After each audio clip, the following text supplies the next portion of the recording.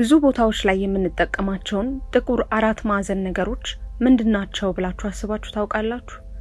እንዴት እንደሚሰሩስ ለመረዳት ሞክራችኋል? ክፍያዎችን ለመፈጸም የተለያዩ ቦታዎችን ለማግኘትና ድረገጾችን ለማሰስ የምንጠቀማቸው እነዚህ ነገሮች QR ኮድ የሚባሉ ሲሆን አገልግሎታቸውም በእነዚህ ብቻ አያበቃም።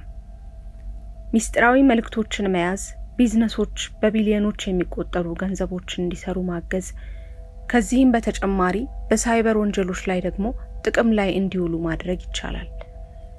ዛሬ QR ኮዶች ምን እንደሆኑ በዝርዝር እንመለከታለን። መነሻቸው የት እንደሆነ፣ እንዴት እንደሚሰሩ፣ ሊያደርጉ ስለሚችሏቸው አስደናቂ ነገሮችና ከQR ኮዶች ጋር በተያያዘ ማድረግ ስለሚኖርብን ጥንቃቄዎች እንቃኛለን። QR ኮዶች በሁሉም ቦታ ይታያሉ። የምግብ ሜኖዎች ላይ፣ የምርት ማሸጊያዎች ላይ፣ ፖስተሮች፣ ሌላው ቀርቶ የመቃብር ሐውልቶች ላይ ሁሉ እናገኛቸዋለን። አዎ፣ ሰዎች የሚወዱትን ሰው ትውስታ ለማቆየት በመቃብር ሐውልቶች ላይ የQR ኮድ ያስቀምጣሉ።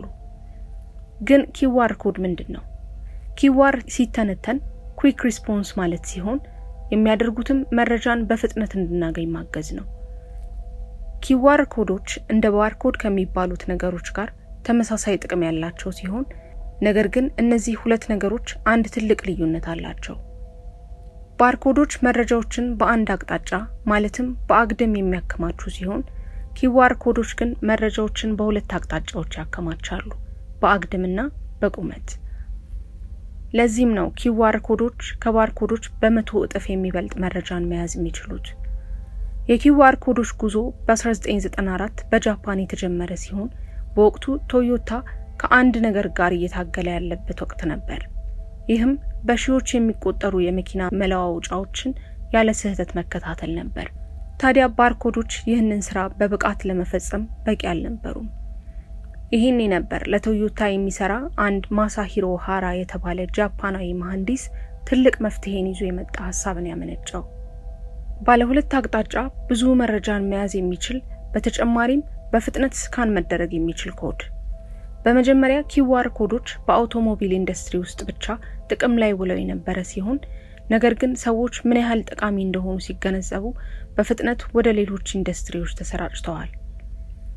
QR ኮዶች እንዴት ይሰራሉ ብለን ስንጠይቅ በQR ኮድ ጥግ ላይ የሚታዩት 3 አራት ማዕዘን ነገሮች ስልካችን ነገርየው QR ኮድ እንደሆነ እንዲረዱና ከየትኛውም አንግል ስካን መደረግ እንዲችሉ የሚያደርጉ ሲሆን በውስጡ ያሉት ነጭና ጥቁር አራት ማዕዘኖች ደግሞ ዳታ ሞጁልስ የሚባሉ ዋና መረጃውን የሚይዙ ነገሮች ናቸው።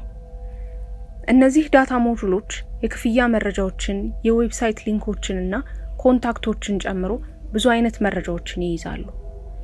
እጅግ የሚያስገርመው ደግሞ አንድ QR ኮድ እስከ 30% ድረስ ያለው ኮዱ ቢበላሽ እንዲሁም ጉዳት ቢደርስበት እንኳን በውስጡ ያለው ስህተትን የማረም ወይም የኤረር ኮሬክሽን ሜተድ ስካን መደረግ እንዲችልና መረጃን እንደ በፊቱ መስጠት እንዲችል ያደርገዋል። QR ኮዶች ምንም እንኳን በመኪና ማምረቻ ኢንዱስትሪ ውስጥ ቢጀምሩም አሁን ግን ብዙ ቦታ ላይ አገልግሎት ሲሰጡ ይታያሉ። የመጀመሪያው የሞባይል ክፍያ ነው። በቻይና ብቻ የQR ኮድ ክፍያዎች በየቀኑ በቢሊየን የሚቆጠር ዶላር ግብይትን የሚሸፍኑ ሲሆን እንደ WeChat Pay፣ Alipay፣ Apple Pay እና PayPal ያሉ መተግበሪያዎች ፈጣን ክፍያዎችን ለመፈጸም የQR ኮዶችን ይጠቀማሉ። ሌላው ቀርቶ አንዳንድ የጎዳና ላይ ነጋዴዎች እንኳን ስካን ያድርጉና ይክፈሉ የሚሉ ማስታወቂያዎችን በመለጠፍ ካሽ እንደማይቀበሉ ያሳውቃሉ።